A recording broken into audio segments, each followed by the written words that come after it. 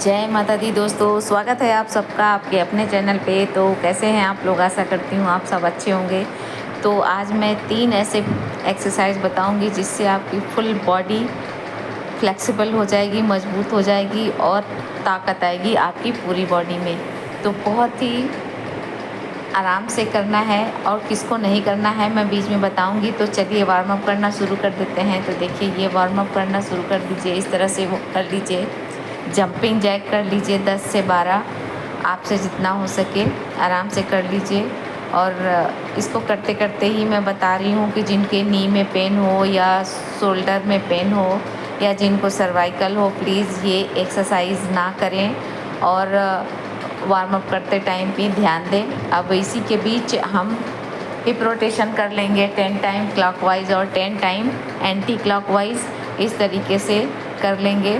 तो आपको एक्सरसाइज करते टाइम पूरा वार्म अप होना बहुत ज़रूरी होता है। इससे आपकी बॉडी में इंजरी वगैरह नहीं होती है, तो बहुत ही बढ़िया रहता है। आप लंबे समय तक एक्सरसाइज कर सकते हैं, वार्म अप ज़रूर करें। इस तरीके से साइड भी जाएं और बैक और फ्रंट में भी इस तरीके से एक्सरसाइज कर लें। पूरा बैक बेंडिंग और फ्रंट बेंडिंग। हाथों की भी एक्सरसाइज कर लें, शोल्डर की तरह से क्लॉकवाइज 10 बार और 10 बार एंटी क्लॉकवाइज घुमा लें पकड़ के। उसके बाद फ्री हैंड से भी खुले पूरा हाथ खोल के भी इस तरीके से 10 time clockwise 10 time anti clockwise ज़रूर कर लें। आराम से धीरे धीरे कर लें, अगर कोई दिक्कत है तो छोड़ दें। इस तरीके से ट्विस्ट कर लें अपनी साइड को, कमर को, हिप को इस तरह से ट्विस्ट कर लें 5 to 10 टाइम दोनों साइड से। और उसके बाद फुल स्ट्रेच इस तरह से करेंगे, धीरे धीरे, झर्क ना लगे, आराम से। जिसके स्पाइन में प्रॉब्लम है वो भी ना करे इसको। अब गर्दन की एक्सरसाइज करेंगे जो कि बहुत ज़रूरी होता है। तो नीचे से लेके ऊपर तक आप ये एक्सरसाइज ज़रूर करें, उसके बाद ही अपना वर्कआउट करना शुरू करें या जो भी आसन आप कर रहे हैं उसको करें। तो साइड में कर लीजिए 5 से 10 बार, उसके बाद अप डाउन कर लीजिए ऊपर नीचे 5 से 10 बार। फिर इसके बाद नेक रोटेशन कर लीजिए दोनों साइड से क्लॉकवाइज और एंटी क्लॉकवाइज 5-5 बार।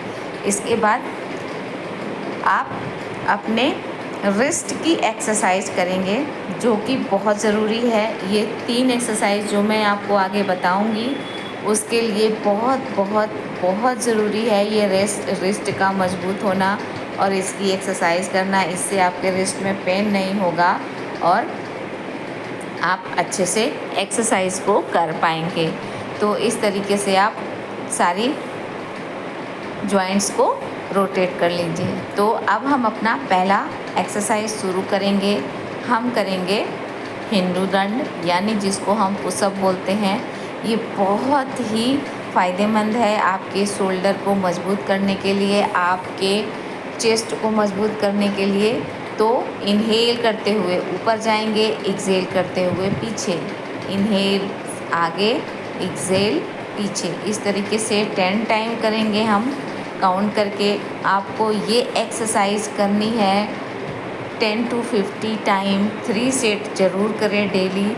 इससे कैलोरी भी बर्न होती है, आपके हाथों में ताकत आती है, शोल्डर में ताकत आती है, भुजाओं में, और आपके चेस्ट में भी, चेस्ट का जो एरिया होता है वो भी बहुत बढ़िया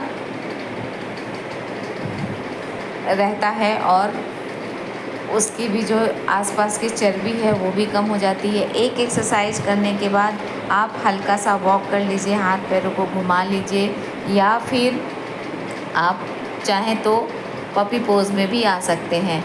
तो इस तरीके से ये हमारा एक अभ्यास ख़त्म हुआ। अब हम दूसरा अभ्यास करेंगे, दूसरी एक्सरसाइज करेंगे जिसको बोलते हैं हनुमान दंड। तो सब लोग जानते हैं ये हमारी बॉडी के लिए कितना फ़ायदेमंद है। ये हमारी बॉडी को फ्लेक्सिबल बनाता है, हिप जॉइंट को मजबूत करता है और हिप जॉइंट को ये खोलने में बहुत मदद करता है। तो देखिए, इनहेल करते हुए ऊपर को जाएंगे, एक्सहेल करते हुए नीचे को जाएंगे पीछे की तरफ। इनहेल अप और exhale down, inhale up, exhale down, inhale up, exhale down, inhale up, exhale down. इस तरीके से 10 टाइम मैं करके बता रही हूँ। आप इसको 15 to 20 टाइम ज़रूर करें अगर आपको जल्दी रिज़ल्ट चाहिए तो। मैंने जैसा कि बताया आपको कि जिनके नी में पेन हो, शोल्डर में पेन हो या जिनको सर्वाइकल हो, प्लीज़ ये एक्सरसाइज ना करें। जो फिट हो और अपने चर्बी को कम करने के लिए, मोटापे को कम करने के लिए और फ्लेक्सिबल बनाने के लिए कर रहे हैं तो ये एक्सरसाइज ज़रूर करें।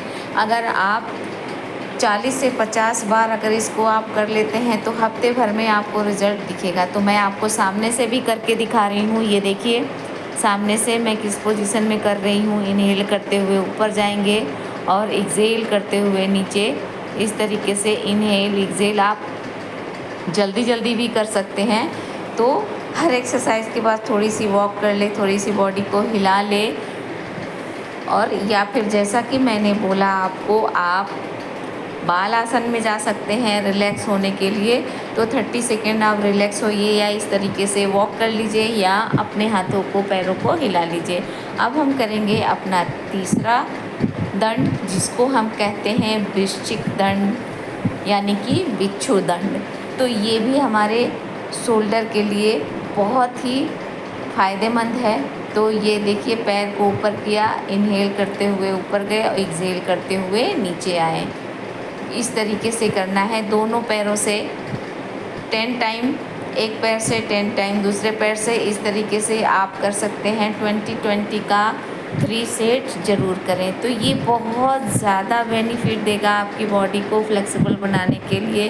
ट्राइसेप्स, बाइसेप्स आपके बिल्कुल मजबूत हो जाएंगे और आपकी बॉडी फ्लेक्सिबल हो जाएगी। इस तरीके से आप देखिए।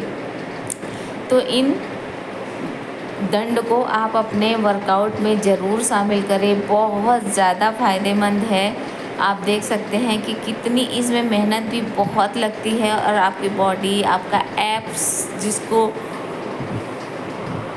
कहते हैं कि हमारे पेट की चर्बी बहुत जल्दी जाएगी, हमारे स्पाइन भी बहुत मजबूत और फ्लेक्सिबल होगा। आप इस तरीके से एक सेट करने के बाद आप बालासन में जा सकते हैं और उसके बाद पोस्चर को ड्रॉप करिए और आराम से इन एक्सरसाइज़ों को करिए। तो इन एक्सरसाइज़ों को करने से मैंने बताया जैसे कि आपको बेली फैट भी कम होता है, शोल्डर के मजबूत करता है शोल्डर को और थाई फैट को भी कम करता है, स्पाइन को मजबूत बनाता है, अलाइन करता है, आपके पोस्चर को बिल्कुल सही करता है। तो इन एक्सरसाइज़ों को आप ज़रूर करें। जल्दी रिजल्ट चाहिए तो अपने खाने पीने पे थोड़ा सा ध्यान दीजिए और इन एक्सरसाइज़ों को करते रहिए। ताकत आपके अंदर भर जाएगी इस एक्सरसाइज को करने से। तो जब थक जाएं तो बेबी पोज में ज़रूर आएँ, बालासन में ज़रूर आएँ और इससे आपको बहुत बहुत बहुत रिलैक्स मिलेगा। इस तरीके से आप हर एक्सरसाइज के बाद रिलैक्स कर सकते हैं जैसा कि मैंने शुरू में कहा, या फिर आप थोड़ी सी वॉक कर लीजिए, हाथ पैरों को हिला लीजिए या फिर इस पोज में आ जाइए। 30 सेकेंड तक आप रिलैक्स कर सकते हैं, आपकी मर्ज़ी, जैसे आप रिलैक्स करना चाहें उस तरीके से। तो बहुत ही आराम से इन एक्सरसाइज़ों को करें, आपकी बॉडी बिल्कुल सॉलिड हो जाएगी। तो कैसा लगा हमें कमेंट करके ज़रूर बताइएगा। तब तक के लिए जय माता।